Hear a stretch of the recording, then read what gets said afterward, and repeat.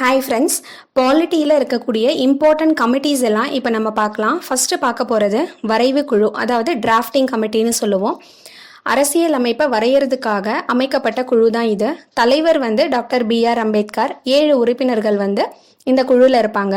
2 வருடம் 11 மாதங்கள் 18 நாட்களில் 11 திட்டமிட்ட கூட்டங்களில் அரசியலமைப்பு சட்டத்தை பற்றி கலந்துரையாட 144 நாட்கள் ஆயிற்று அப்படின்னு சொல்லுவாங்க.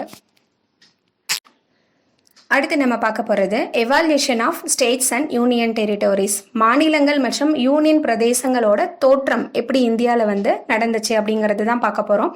அதுக்கு ஃபஸ்ட்டு அமைக்கப்பட்ட குழு தார் குழு. இதை மொழிவாரி மாகாணங்களுக்கான குழு அப்படின்னு சொல்லுவாங்க. இது எஸ்கேதார் தலைமையில் அமைச்சிருப்பாங்க.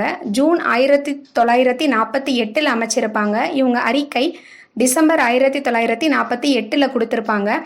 இவங்க மொழிவாரி மாகாணம் அமைகிறத அக்செப்ட் பண்ணிக்கல. அடுத்தது ஜேவிபி குழு அப்படின்னு சொல்லி ஒரு குழுவை அமைக்கிறாங்க.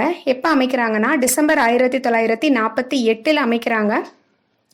இதில் இருக்கக்கூடிய உறுப்பினர்கள் யார் யாருன்னு பார்த்தீங்கன்னா ஜவஹர்லால் நேரு, வல்லபாய் பட்டேல், பட்டாபி சீதாராமையா. இவங்க 3 பேரும் இதில் உறுப்பினர்களாக இருக்கிறதுனால தான் இதுக்கு ஜேவிபி குழு அப்படின்னே பேர் வச்சிருப்பாங்க. அறிக்கை ஏப்ரல் 1949 கொடுத்துருப்பாங்க.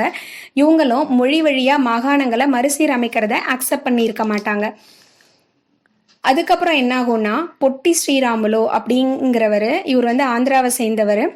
56 நாள் உண்ணாவிரதம் இருந்து உயிரிழந்துருவார். எதுக்காக அப்படின்னு பார்த்தோன்னா ஆந்திர பிரதேசத்தை மொழி வழியாக தனி மாநிலமாக அமைக்கணும் அப்படின்னு ரெக்வஸ்ட் பண்ணி தான் இதை பண்ணியிருப்பாரு. ஸோ அக்டோபர் 1953 ஆந்திர மாநிலம் உருவாக்கப்படுது. ஸோ மொழிவாரி மாநிலமாக உருவான முதல் மாநிலம் எது அப்படின்னு பார்த்தோன்னா ஆந்திர பிரதேசம் தான்.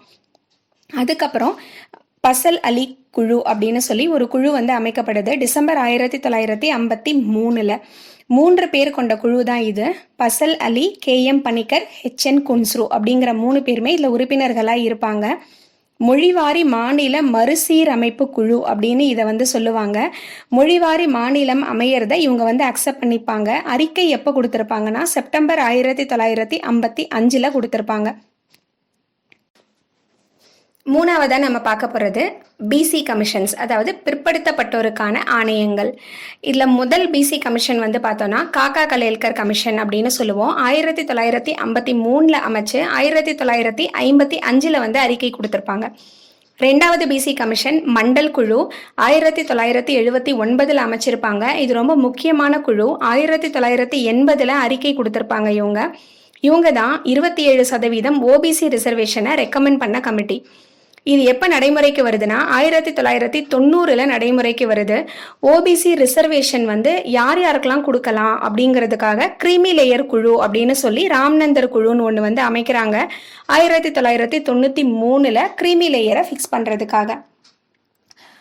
தேங்க்யூ ஃப்ரெண்ட்ஸ், அடுத்த வீடியோவில் பார்க்கலாம்.